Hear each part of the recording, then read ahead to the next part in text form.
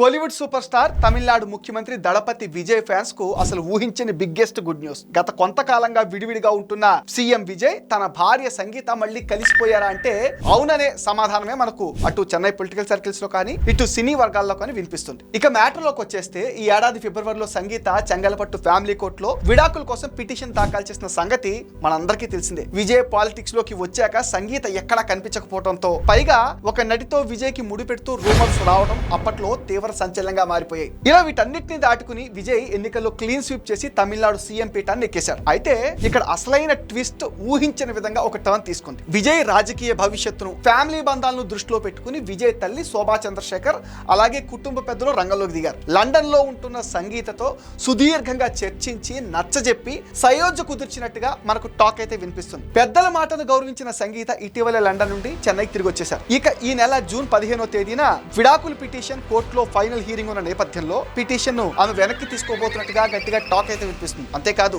June 22 CM Vijay birthday వస్తుంది. ఈ పుట్టినరోజు నాడు ఈ క్రేజీ కపుల్ ఇద్దరు మీడియా ముందుకు రాబోతున్నట్టుగా వార్తలు కూడా మనకు గట్టిగా వినిపిస్తున్నాయి. దీనిపైన అఫీషియల్ అనౌన్స్మెంట్ రాకపోయినా ఈ క్రేజీ న్యూస్ ఇప్పుడు సోషల్ మీడియాను షేక్ చేస్తుంది. మరి దీనిపైన మీ ఒపీనియన్ ఏంటి? కామెంట్ సెక్షన్ లో కామెంట్ చేసేయండి. మరిన్ని ఇంట్రెస్టింగ్ అప్డేట్స్ కోసం మన ఛానల్ ని ఇప్పుడే సబ్స్క్రైబ్ చేసుకోండి.